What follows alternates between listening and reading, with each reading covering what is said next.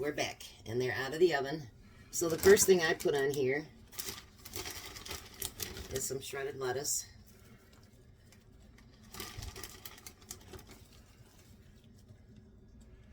There you go, Jack. And then I put some diced up tomatoes. I could probably put tons of tomatoes on here, and my husband wouldn't mind because he loves tomatoes. Matter of fact, our tomato plants, I keep telling you I'm going to just use it all up, Jack. I keep saying I'm going to go out and take pictures of my garden, and I keep forgetting. And then I put onions on it. Because I like to know when I do nachos, it's like you got a full mouthful of food. You know what I mean? It's like really, really good. Then, do you remember me and Jack, we talked about you can recan things. Like, we've done ketchup, mustard, barbecue sauce, all kinds of stuff. Well, you can also recan black olives. So this is my half pint, but I do have them in quarter pint. But since me and Jack were going to cook together today, I thought, well, I'll get the half pint out, and that's actually what my husband brought up too, but we'll share it. Because he has some canned and I do too, so if I run out, he'll bring it over. So then you're going to put your black olives on it. You can put other stuff, of course, when we get it to the table. We're going to put sour cream and salsa on it. You can also use those nice bright yellow peppers that are sliced up. You can use those, which I'm growing in my garden too, by the way. But you can add whatever you want to your nachos. But that is dinner. You guys have a great day, and I'll try to do some kind of video tomorrow, but like I say, I'm going up north to do grapes. All right. Be good to each other. Love one another. And you know, I seen something that says, if you can't find blessings in the world, be one. You know, that's a great saying. So if you don't find any blessings, be a blessing to someone else. You guys have a great Sunday. Hey guys, it's Sunday afternoon, and we are going to have shredded chicken nachos. So first thing we're doing is heating up our, you have to turn your heat on, Jack. We're going to heat up our shredded chicken. So you need to put taco sauce and some water in there with it. Mine can go up a little bit. There we go. We'll put your taco seasoning in first. That should be good. We go through a lot of taco seasoning in this house. How much is that? Just pour the whole thing in probably. And then stir it all in together. So how was your weekend, Ben? Hopefully amazing. And you got to do some fun things. And tomorrow, I'm going up north. I'm going to do my family's graves. I have three grandparents, a sister, and an uncle and a cousin that I usually do. And then I'm going to come back through a little town and pick up some steaks because they got a good deal on them. So I'm pretty excited about that. Been doing a lot this weekend. I would have rather just sit around and do nothing, but you know, that's not how life goes. Anyway, so we're going to heat up the chicken, and while that's heating up a little bit, you want to stir mine real quick, Jack? We're going to get our pans out. We're going to do them on our cookie sheets. That's what I call them anyway. I call them baking sheets. Jack calls them cookie sheets. So you're going to use your tortilla shells, whatever kind you want. I just got the cheap one.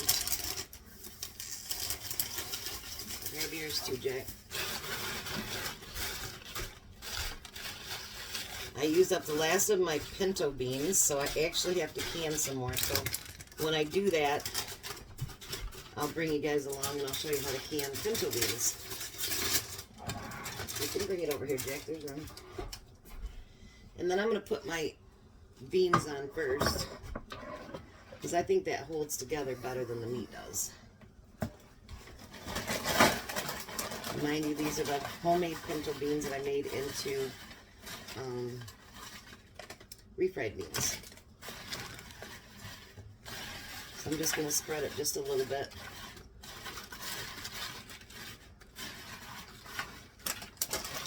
I'll let Jack get some beans on his, and then I'll see what's left, how much I can use.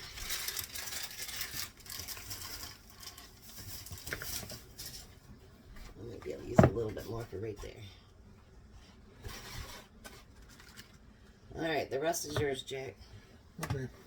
So we're going to cover it from pinto beans. And, you know, our meat, we just want to kind of let it absorb the taste of the taco seasoning. So we're not going to get it hot, just warm enough that it, you know, absorbs a little bit of that taste. I'll break the video up in two again today because I'll show you the finished product when we put all the toppings and everything on it. Kind of want to spread it out there a little bit, Jack. Was it down there? You need some more down there. Just put some on. And your spoon. And just kind of plop it in different areas.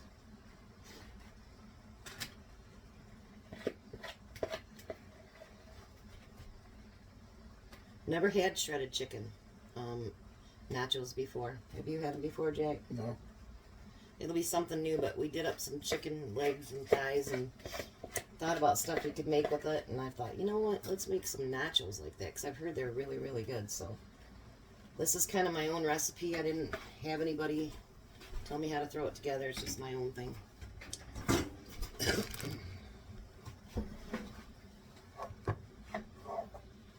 Alright, Jack, if you want to put a heating pad right there for mine, you can turn the heat off.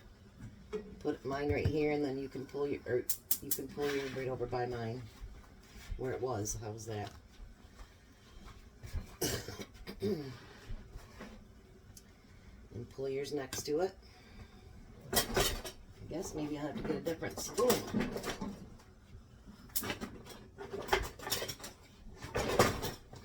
Alright. Because my favorite spoon was in the beans. So we're going to take the shredded chicken. Mind you, I did this with my brand new KitchenAid. How cool was that? My sister's like, you got to try it. I never wanted to invest in anything that expensive. It just seems like a lot of money to me.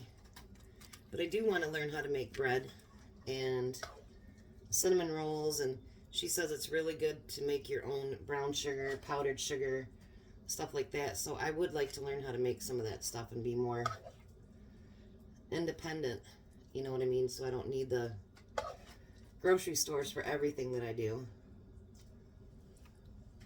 Thought I had a bone there for a minute, but it was just the meat. Boy, these are going to be meaty. Oof.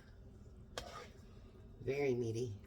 If you don't like this much meat, you can always, you know, just use it for tacos some other time. Oh, there's a lot there. Oof. A lot of meat. Didn't look like that when we cooked it up, did you? Nope. Didn't even look close to that. A friend of mine that watches my videos, she's wanting me to put in the description the recipe, but I haven't learned how to do that yet, but I will try to figure it out on how to do that. So now that you got your beans and your chicken on there, Jack and I have canned our own queso. And basically this is just liquid cheese and your, what are those tomatoes called? Rotel tomatoes. So we're going to put that over top of it first. And this stuff, you guys, is far better than any queso you'll buy at the store. It is so delicious. I made it for my son's mom, or mother-in-law, and I had to send her a couple of jars because she's like, we ran out.